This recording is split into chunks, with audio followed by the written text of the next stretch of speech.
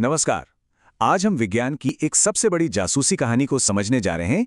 एक ऐसी खोज जिसने ये पता लगाया कि आखिर ये दुनिया, ये हर चीज बनी किससे है। जी हाँ, हम बात कर रहे हैं परमाणु की कहानी की। ये सवाल कि किसी भी चीज का सबसे छोटा कण, सबसे छोटा हिस्सा आखिर दिखता कैसा होगा, ये सवाल हजारों सालों से बड़े-बड़े विचारकों को परेशान करता रहा है। और मजे की बात यह है कि इसका जवाब वक्त के साथ बहुत ही नाटकीय ढंग से बदलता गया। सोचिए, 2000 साल से भी ज्यादा वक्त तक एटम या परमाणु बस एक ख्याल था, एक फलसफा था। लेकिन फिर साल आया 1808, जब जॉन डाल्टन ने इसे एक वैज्ञानिक सिद्धांत की शक्ल दी। और सच कहें तो हमारी कहानी की असली शुरुआत यहीं से होती है। तो डाल्टन ने क्या सोचा? उन्होंने परमाणु को एक बहुत ही छोटे, ठोस, कंचे जैसी गेंद की तरह देखा। एक ऐसी गेंद जिसे और तोड़ा नहीं जा सकता। और यही वो बुनियादी ईंट थी जिससे हर चीज बनी है।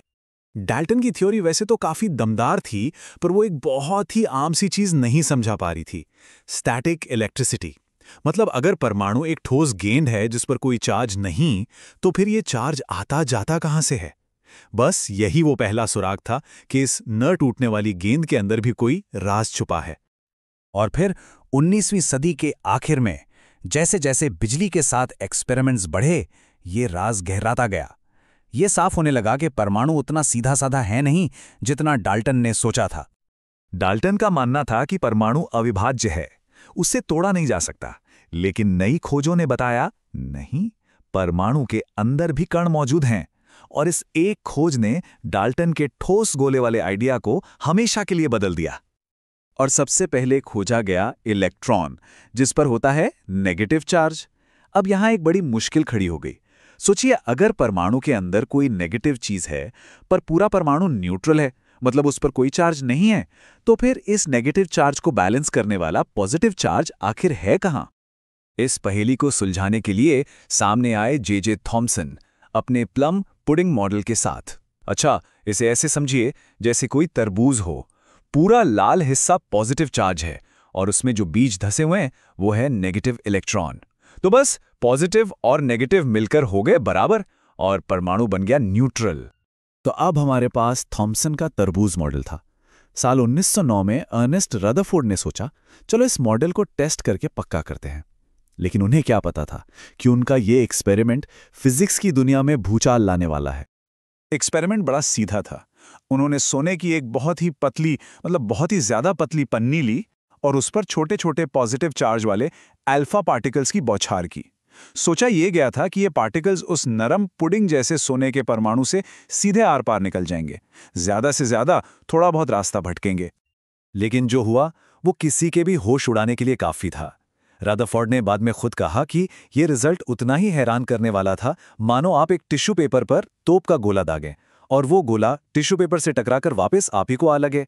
सोचिए, कितनी अविश्वसनीय बात थी ये। तो हुआ क्या? जैसा सोचा था, ज्यादातर पार्टिकल्स तो सीधे निकल गए, जैसे पन्नी वहां हो ही ना।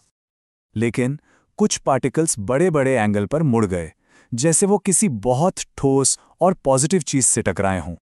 और सबसे ज्यादा चौंकाने वाली बात, लगभग 20,000 में से एक पार्टिकल 180 डिग्री पर वापस लौट आया, सीधा पीछे। बस इसी एक चीज ने साबित कर दिया कि थॉमसन का प्लम पुडिंग मॉडल या वो तरबूज वाला आइडिया बिल्कुल गलत था। इन हैरान करने वाले नतीजों से रदरफोर्ड ने एक बिल्कुल नया मॉडल पेश किया। उन्होंने कहा कि परमाणु का ज्यादातर हिस्सा तो असल में खाली है।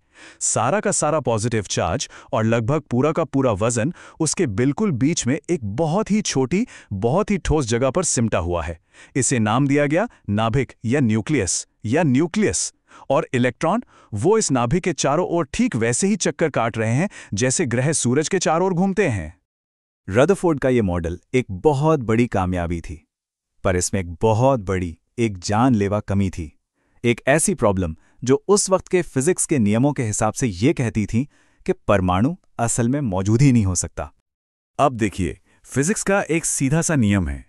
वो ये कहता है कि कोई भी चार्ज्ड पार्टिकल, जैसे कि हमारा इलेक्ट्रॉन, जब गोल गोल घूमता है या अपनी दिशा बदलता है तो उसे लगातार एनर्जी छोड़नी चाहिए, रेडिएशन के रूप में। अगर इलेक्ट्रॉन लगातार एनर्जी खोएगा तो क्या होगा? वो धीरे धीरे एक स्प्रिंग की तरह घूमता हुआ सीधा नाभिक में जाकर समा जाएगा। जो फिजिक्स के नियम सूरज के चारों ओर घूमते ग्रहों को एकदम सही सही समझाते हैं, वही नियम कह रहे थे कि रदरफोर्ड का परमाणु तो बन ही नहीं सकता, वो तो तुरंत खत्म हो जाएगा। और जब हिसाब लगाया गया तो पता चला कि ये सब 1 सेकंड के अरबवें हिस्से से भी कम समय में हो जाना चाहिए। पर हम जानते हैं कि परमाणु स्थिर होते हैं, स्टेबल होते हैं, तो ये क्या हो रहा था? ये फिजिक्स के लिए एक बहुत बड़ा संकट था। इस सोलर सिस्टम जैसे मॉडल की नाकामी ने एक बात तो साफ कर दी थी कि जिन नियमों से ग्रह, तारे और हम आप चलते हैं, वो नियम परमाणु की नन्ही सी दुनिया में काम नहीं करते। वहां के नियम कुछ और हैं, कुछ अलग हैं। इस गुत्थी को सुलझाने के लिए वैज्ञानिकों को कुछ बहुत ही अजीब और नए आइडियाज पर काम करना पड़ा।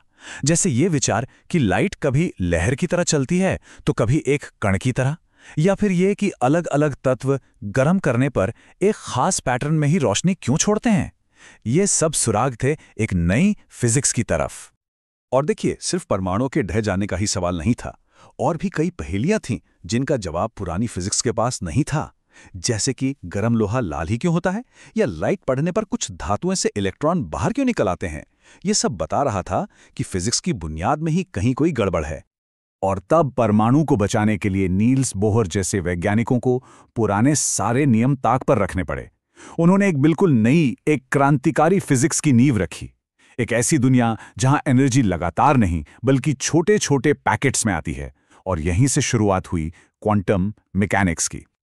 तो एक ठोस कंचे से लेकर एक छोटे से सोलर सिस्टम तक परमाणु को समझने की इस कोशिश ने फिजिक्स के सारे नियम तोड़ दिए। तो आखिर वो कौन से रहस्यमयी नियम हैं जो परमाणु को बिखरने से रोकते हैं, उसे स्थिर बनाते हैं? यही सवाल हमें क्वांटम की दुनिया के दरवाजे पर ले आया है। एक ऐसी दुनिया जो हमारी कल्पना से भी कहीं ज्यादा अजीब और कहीं ज्यादा हैरत अंगीज है।